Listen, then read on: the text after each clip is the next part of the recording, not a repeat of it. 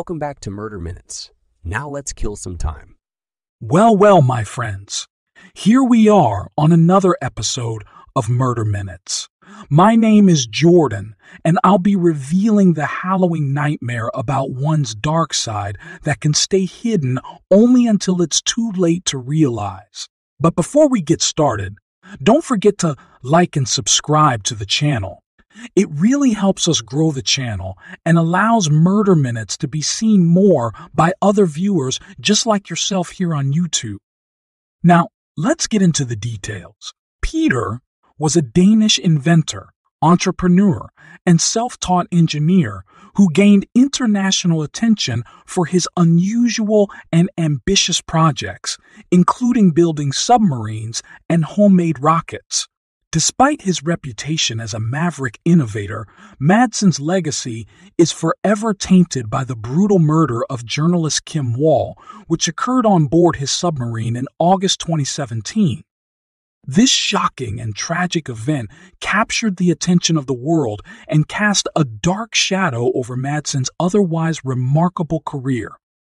In this context, it is important to examine both the achievements and the darker aspects of Peter Madsen's life in order to understand the complexity of this controversial figure. Peter Madsen's career began in the early 2000s when he started building and testing his own submarines.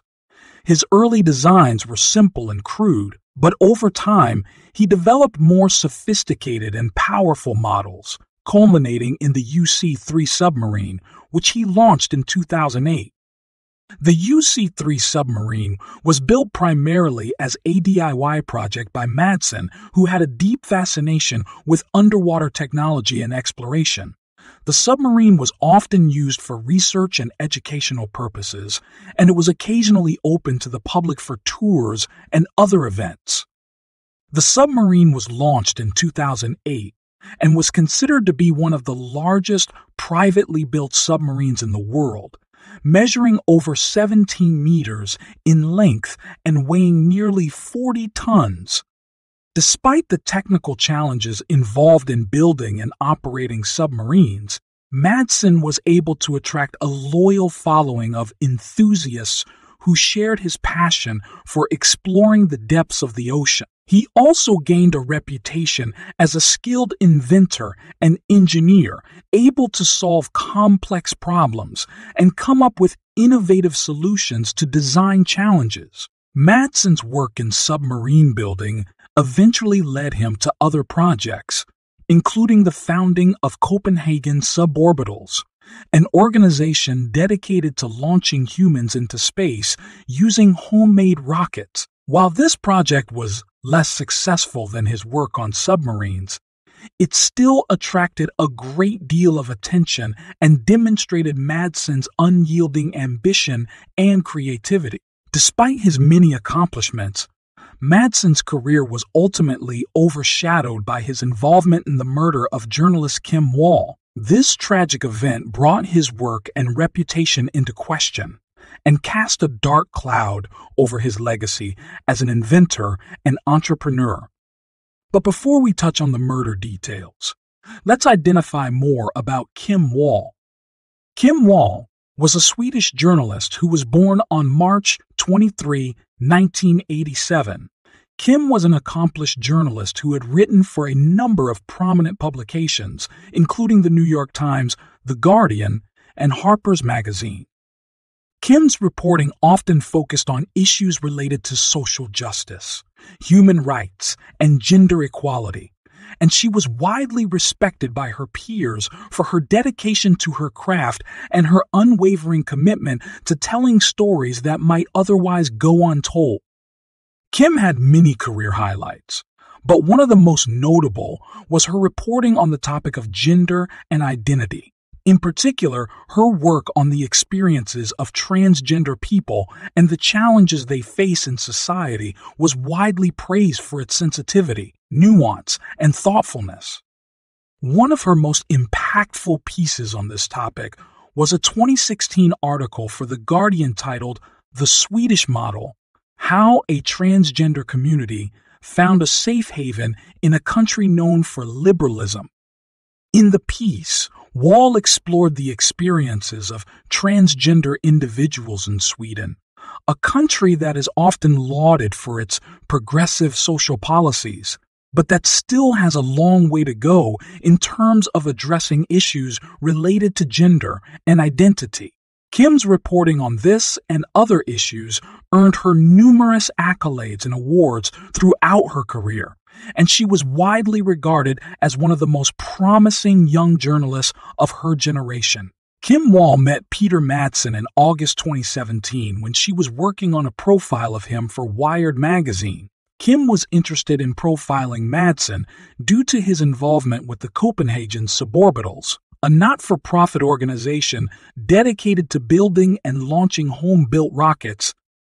The two met and discussed Madsen's projects and ideas, and Kim ultimately decided to accompany him on a test run of his UC-3 submarine on August 10, 2017.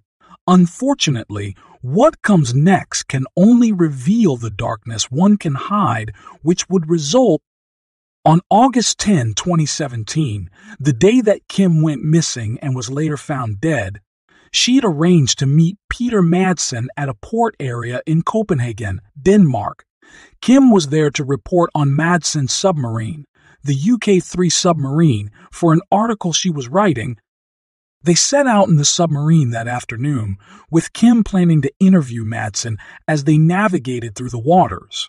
According to reports, the plan for the submarine's route that day was to navigate through the strait between Denmark and Sweden and then return to Copenhagen harbor.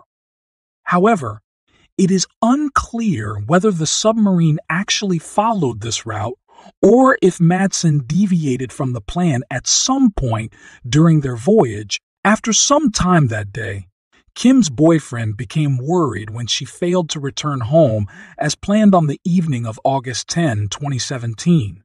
After unsuccessfully trying to contact her, he reported her missing to the police. Once the police were notified, they began investigating Kim Wall's disappearance. They found Madsen the next day on August 11, 2017, as he was sailing in a private vessel in the Kaj Bay. Police questioned Madsen, and he claimed that he had dropped Kim off safely the previous evening. However, inconsistencies in his story led police to detain him on suspicion of murder. The police then launched a search operation, and on August 21, 2017, they found Kim Wall's dismembered body parts in the local waters where the UC-3 sailed. During the investigation, Peter Madsen told several versions of what happened to Kim on the submarine. One story he told was that Kim had been accidentally hit on the head by a heavy hatch and died as a result. In another version, he claimed that Kim had died due to the toxic fumes of the submarine's batteries. Madsen also said that he had dropped Kim off safely in Copenhagen, but later changed his story and admitted to more disturbing but truthful actions. When search divers recovered Kim's dismembered body, a full autopsy was conducted. The autopsy of Kim Wall's body revealed that she had been brutally murdered. Her torso had multiple stab wounds and cuts, and her limbs had been deliberately removed with tools such as saws and knives. The autopsy also showed that there were no signs of sexual assault or drugs in her system. The cause of death was determined to be homicidal violence of an unknown nature. The dismembered parts of her body were found floating in the waters near Copenhagen several days after her disappearance. During the trial, Madsen eventually admitted to dismembering Kim's body and throwing her remains overboard. He claimed that she had died as a result of a malfunction in the submarine's air pressure, which caused a hatch to hit her on the head and kill her. However, this explanation was not accepted by the prosecution or the court. Now, something we must address, as I am sure your minds are going wild with curiosity.